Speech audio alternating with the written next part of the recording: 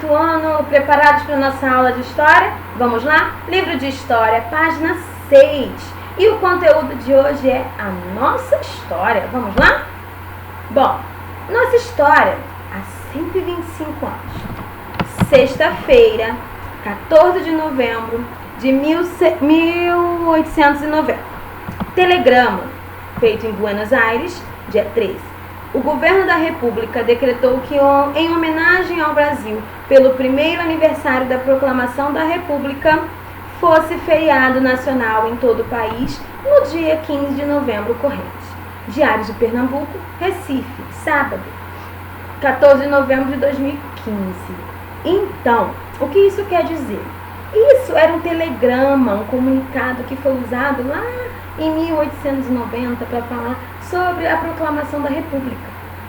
Então, a partir daquilo, era feriado nacional. Então, todo o país naquele dia seria, no dia 15, nos próximos 15 de novembro, seria feriado, como é até hoje, da proclamação da República, tá bom?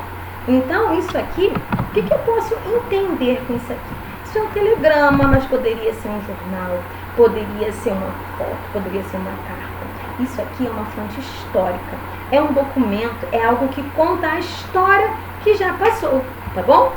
Vamos agora para o texto. Estudar a história é compreender os motivos ou causas e consequências dos acontecimentos que ocorreram no passado entre personagens históricos.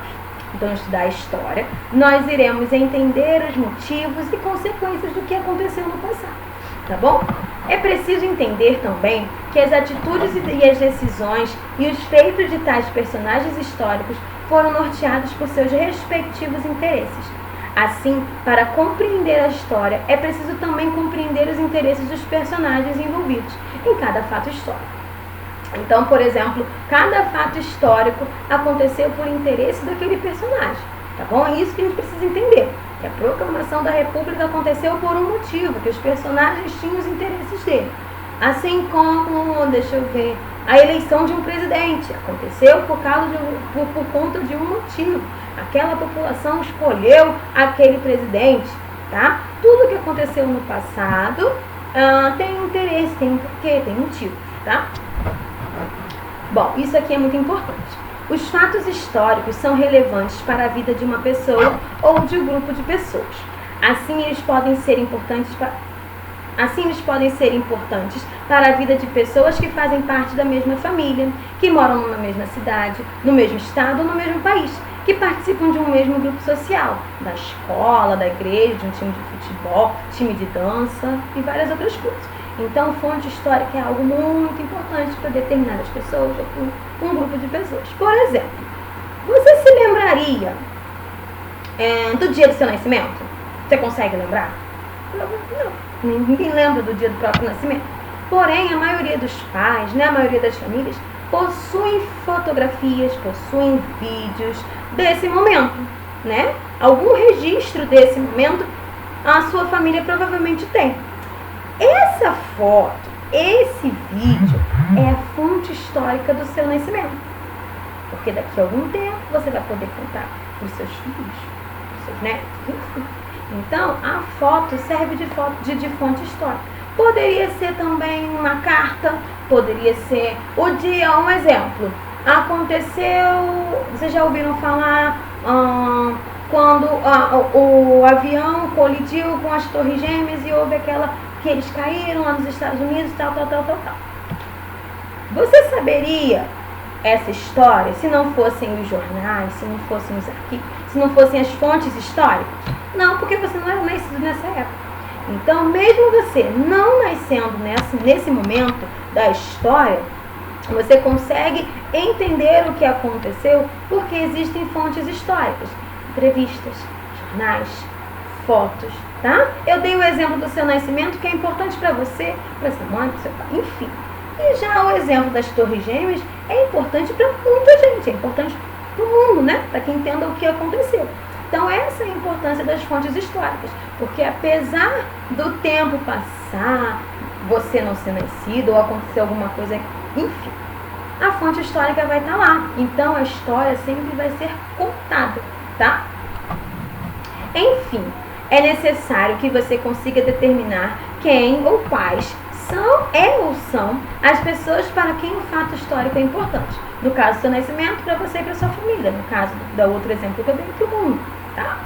Podemos, dessa forma, dizer que os fatos históricos são acontecimentos que ocorreram no passado devido aos interesses dos personagens históricos envolvidos e que foram ou são importantes para uma pessoa ou para um grupo de pessoas. Bom, o que são as fontes históricas? Os historiadores pesquisam a história e essas pessoas buscam informações sobre o passado e contam como os acontecimentos históricos ocorreram para que possamos conhecê-los. Mas também é possível aprender a história por meio de depoimentos de pessoas, por meio de fotos, de cartazes. Tudo que podemos utilizar como meio de conhecer a história é chamado de fonte histórica. Foi o que eu disse. Tudo que a gente possa guardar aquele momento e no futuro, mais para frente, podemos contar a história é chamado de fonte histórica. Carta, jornal, revista, foto, documento, tudo que você puder contar, recontar aquela história é uma fonte histórica. Devemos utilizar as mais diversas fontes históricas para conhecer bem a história. O depoimento de uma pessoa bastante idosa contando como foi a sua infância, por exemplo, pode ser uma fonte histórica. Quer ver? Senta lá com seu avô, sua avó, com seu tio, uma pessoa mais velha, bem mais velha que você, tá? Senta e pergunta como foi a infância dele. Ele vai te contar as brincadeiras, ele vai contar, pode contar também das músicas, né? E você depois conta para ele como está sendo a sua infância. Ali, vocês dois vão perceber a diferença. Como? Ele vai relembrar, a pessoa, né, vai relembrar que na infância dele, por exemplo, ele brincava de bola de gude. Um exemplo. Enquanto você vai dizer para ele que você prefere brincar de pipa ou no celular. Tá? Então, quando ele te contar como ele fazia para brincar de bolinha de gude na rua, ele é uma fonte histórica. Ele está te contando uma história, ele está revivendo uma história. Tá? Outra fonte histórica são os documentos que registram os acontecimentos ocorridos no passado. Esses documentos podem ser em forma de texto verbal, foto, filme e gravação. É importante os documentos históricos estarem datados para que possa se construir a linha do tempo dos acontecimentos. Essa linha do tempo é a organização cronológica do que aconteceu. Então, o que é uma linha do tempo? Todo documento, por exemplo, minha certidão de nascimento. Está lá marcado que no dia 16 de novembro, tal, eu nasci.